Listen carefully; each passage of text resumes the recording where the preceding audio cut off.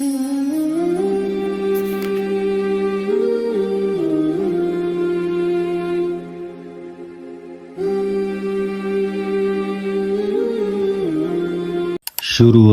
کا نام لے کر جو بڑا مہربان نہایت رحم والا ہے۔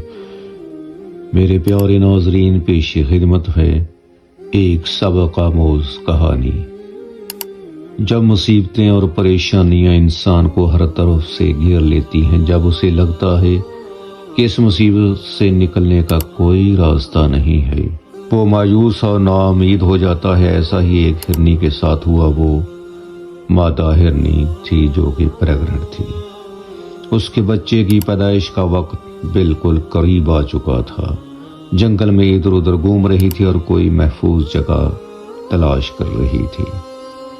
موسم بھی کافی خراب تھا، آسمان پر گہرے کالے بادل چھائے ہوئے تھے، بجلی کڑک رہی تھی۔ جنگل کے بیچوں بیچ ایک ندی بہتی تھی جس کے کنارے پر کافی اونچی گھاس اگی ہوئی تھی۔ وہاں پر کچھ گھنے درخت بھی تھے اور پینے کے لیے پانی بھی تھا۔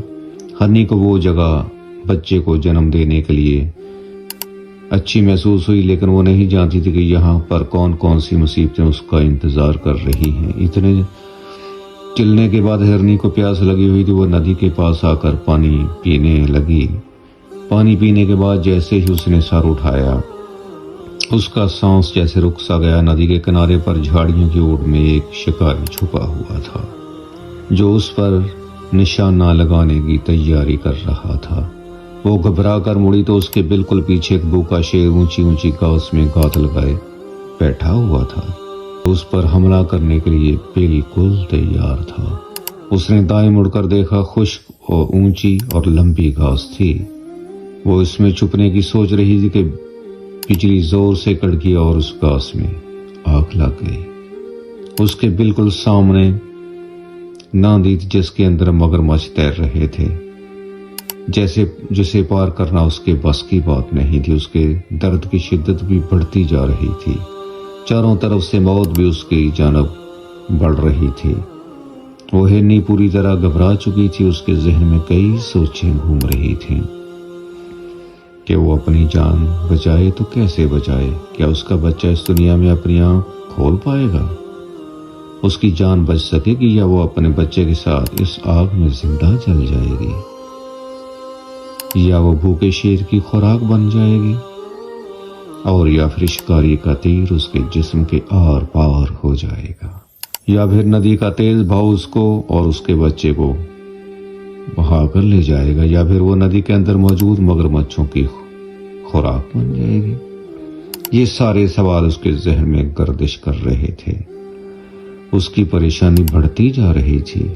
اس سے صاف نظر آ رہا تھا کہ اب اسے بچنے کا کوئی راستہ نہیں۔ وہ بے اختیار اس نے اپنا سر اٹھایا اور آسمان کی طرف دیکھا۔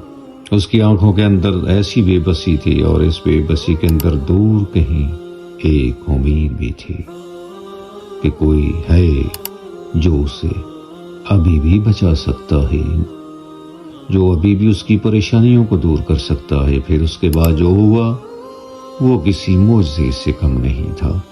شکاری نے جیسے ہی نشانہ لگانے کے لیے کمان کھینچی، عین اسی وقت زور سے بجلی کڑکی اور اس کی چمک شکاری کی آنکھوں میں پڑی اور شکاری کا نشانہ خطا ہو گیا اور مادہ ہرنی کے پاس سے گزر گیا۔ تیر شیر اس اچانک حملے سے گھبرا گیا اور بھاگ کھڑا ہوا اور تیر اس کو جا لگا۔ ساتھ ہی زور کی بارش شروع ہو گئی اور گھاس میں لگی ہوئی تیز آگ بھی بجھ گئی۔ بارش سے بچنے کے لیے شکاری بھی وہاں سے چلا گیا۔ ایک لمحے میں سارا منزل بدل گیا۔ وہ مقام اب مادہ ہرنی کے لیے بالکل محفوظ ہو چکا تھا۔ دوستو، اس کہانی میں ہمارے لیے ایک بہت ہی بڑا سبق ہے۔ زندگی میں چاہے کتنی بھی مشکلات آ جائیں، ان سے نکلنے کا کوئی نہ کوئی راستہ ضرور ہوتا ہے۔ صرف اللہ پر بھروسہ رکھو، اپنی محنت جاری رکھو۔